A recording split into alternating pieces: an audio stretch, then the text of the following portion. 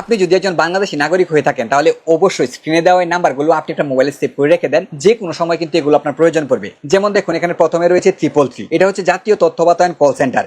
এখানে আপনি বাংলাদেশের যে কোনো তথ্য জানতে ও সরকারি কর্মকর্তার সাথে কথা বলতে, অর্থাৎ যে কোনো দপ্তরের বাংলাদেশের যে কোনো কর্মকর্তার সাথে যদি আপনি কথা বলতে চান তাহলে 333 আপনি কল করতে পারেন। তারপর রয়েছে 999, এটা হচ্ছে বাংলাদেশের জরুরি কল সেন্টার। যেমন আপনার যদি পুলিশের প্রয়োজন হয়, পুলিশের সহযোগিতার প্রয়োজন হয়, অথবা ফায়ার সার্ভিসের সহযোগিতার প্রয়োজন হয়, অথবা আপনি যদি যে কোনো সময় অ্যাম্বুলেন্সের আপনার প্রয়োজন হয় রোগীর জন্য, তাহলে কিন্তু আপনি 999 কল করে এই সুযোগ সুবিধাগুলো আপনি নিতে পারবেন। তারপর রয়েছে 105, এটা হচ্ছে জাতীয় পরিচয়পত্র কল সেন্টার। আপনার যদি জাতীয় পরিচয়পত্র নিয়ে কোনো কোয়েশ্চেন থাকে, কোনো কিছু জানতে চান, কোনো প্রবলেম থাকে, আপনার জাতীয় পরিচয়পত্রতে সংশোধন করাতে চান, সেক্ষেত্রে আপনি এখান থেকে কিন্তু যে কোনো তথ্য আপনি সংগ্রহ করতে পারবেন। এছাড়াও আপনি যদি নতুন ভোটার আইডি কার্ড করতে চান, সেক্ষেত্রে আপনার কি কি তথ্য প্রয়োজন পড়বে, কি কি তথ্য আপনার সংগ্রহ করতে হবে, সেগুলো কিন্তু আপনি 105 কল করে আপনি জানতে পারবেন, যে কোনো হেল্প আপনি নিতে পারবেন। তারপর রয়েছে 106, এটা হচ্ছে দুর্নীতি দমন কমিশনের কল সেন্টার। যে কোনো দুর্নীতি যদি আপনার চোখে পড়ে, আপনার আশেপাশে যদি কোনো দুর্নীতি পড়ে আপনার চোখে, আপনি যদি অভিযোগ দায়ের করতে চান তাহলে কিন্তু 106 কল করে আপনি খুব সহজেই করতে পারবেন। তারপর বন্ধুরা রয়েছে 109, এটা হচ্ছে নারী নির্যাতন বা বাল্য বিবাহ। অনেক সময় কিন্তু নারী নির্যাতন হয়, এছাড়া বাল্য বিবাহ হয়। আপনি যদি নিজে এগুলো পদক্ষেপ নিতে না পারেন, সেক্ষেত্রে কিন্তু আপনি আইনি পদক্ষেপ নিতে পারেন। যেমন 109 কল দিয়ে আপনি কিন্তু বাল্য বিবাহ অথবা নারী নির্যাতন সম্পর্কে অবগত করতে পারেন, যে কোনো হেল্প আপনি নিতে পারেন, যে কাউকে হেল্প করতে পারবেন। ঠিক আছে। তারপর রয়েছে বন্ধুরা 131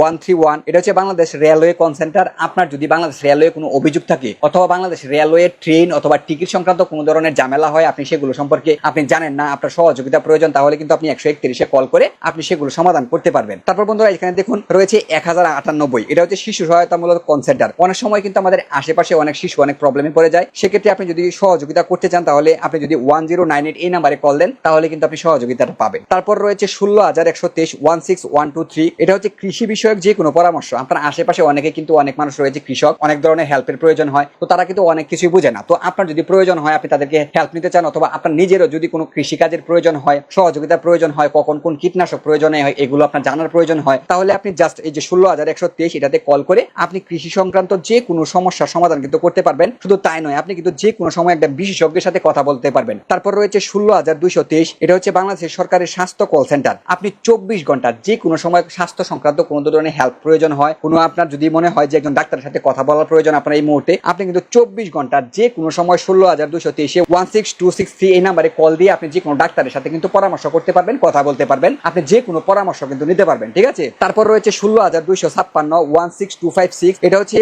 বাংলাদেশের ইউনিয়নের সকল তথ্য কল সেন্টার। অর্থাৎ আপনার ইউনিয়ন সম্পর্কে আপনি যদি কোনো কিছু জানতে চান তাহলে আপনি 16256 এই নাম্বারে কল দিয়ে আপনি আপনার ইউনিয়নের পরিচয় দিয়ে আপনি সকল তথ্য আপনি কিন্তু প্রয়োজন মতো আপনি জানতে পারবেন। তারপর রয়েছে 16402 16402, এটা হচ্ছে বিটিসিএল কল সেন্টার। আপনি বিটিসিএল এর যে কোনো তথ্য জানতে চাইলে 16402 এই নাম্বারে কল করতে পারেন। সর্বশেষ রয়েছে 16430 16430, এটা হচ্ছে সরকারি আইন সহায়তা কল সেন্টার। আপনার যদি কোনো আইন সম্পর্কে ধারণা না থাকে, অথবা আপনি নির্দিষ্ট কোনো বিষয়ের আইন সম্পর্কে জানতে চান, হঠাৎ করে কোনো ঝামেলায় পড়ে গিয়েছেন, সেটার আইন সম্পর্কে আপনার জানা নেই, সেক্ষেত্রে আপনি কিন্তু একদম বিনামূল্যে আপনি 16430 এই নাম্বারটাতে যদি কল দেন তাহলে কিন্তু আপনাকে সেই আইন সম্পর্কে আপনার কথা শুনে সকল ডিটেলস কিন্তু ব্যাখ্যা কিন্তু আপনাকে বলে দেওয়া হবে। তো বন্ধুরা অবশ্যই বুঝতে পারছেন এই যে কোডগুলো রয়েছে বা নাম্বারগুলো রয়েছে, এই নাম্বারগুলো আমাদের জন্য কতটা উপযোগী। তাই অবশ্যই আপনি যদি একজন বাংলাদেশী নাগরিক হয়ে থাকেন তাহলে এই কোডগুলো বা নাম্বারগুলো আপনি আপনার মোবাইলে সেভ করে রেখে দেন এবং শেয়ার করার মাধ্যমে অন্যদেরকে দেখার সুযোগ করে দিতে পারেন।